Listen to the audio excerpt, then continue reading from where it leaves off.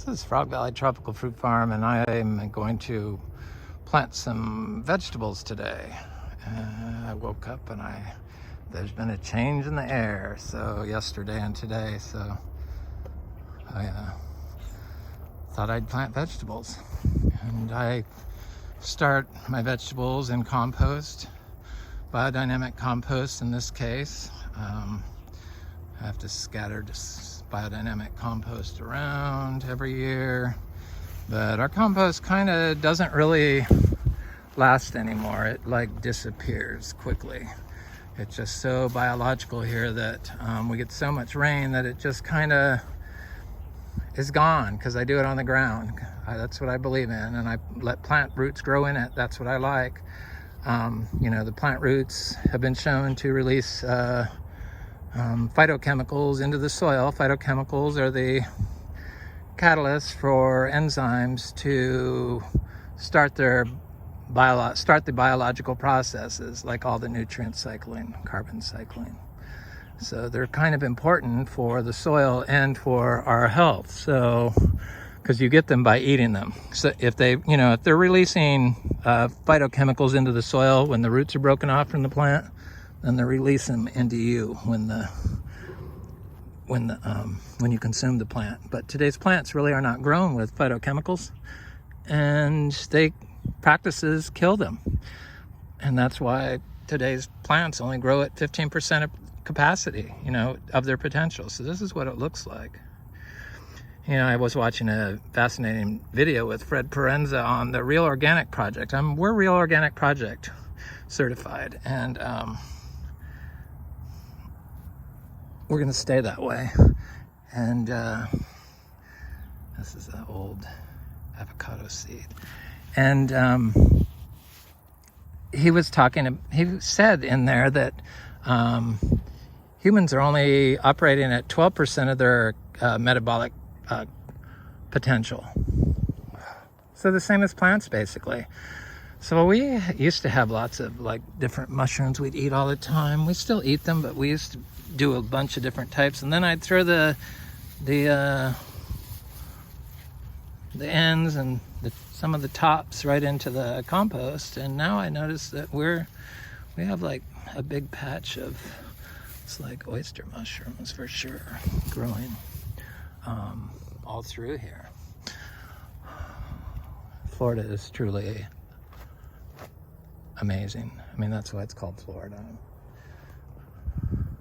So I get that compost, and I make my garden in areas that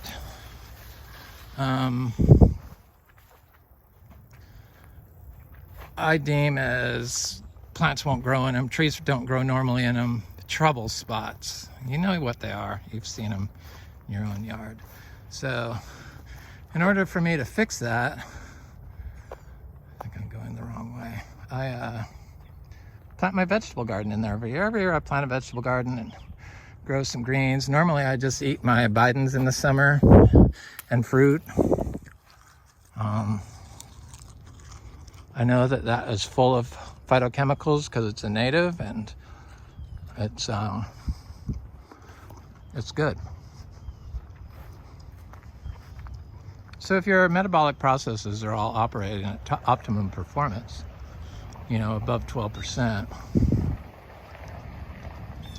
then I believe there's all kinds of knowledge that just comes naturally, that's already with us. Like cow manure is what you use to grow food. Honoring all life, taking care of animals.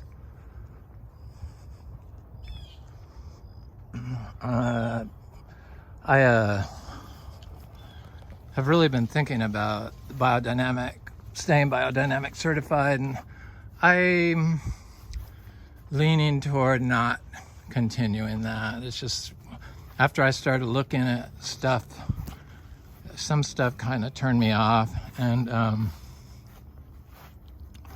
when they told me I couldn't use cow manure, I know that they're wrong, because that's how humans have always grown food successfully to get where we are today. Now we're going backwards. We're taking our long-lived trees and turning them into short-lived trees.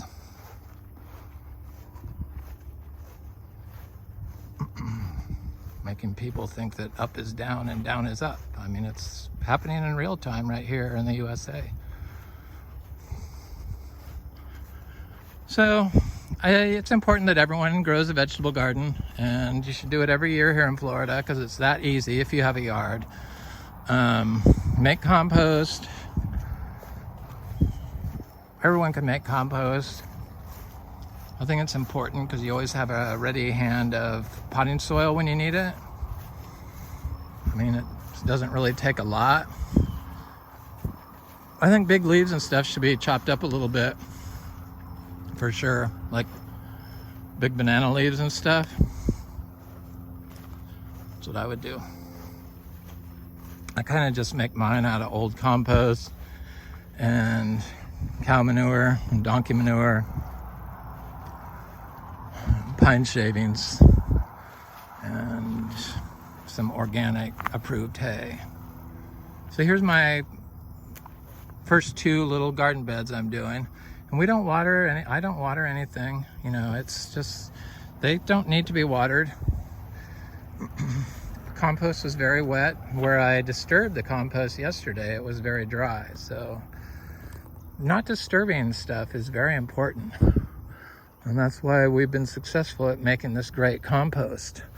I mean, these are all, it's like really nice. It's mostly mineralized soil. I can see all that sand in there. I was kind of surprised at the biodynamic people. What happened to the compost? Well, it assimilates with the soil quickly here, and then little roots.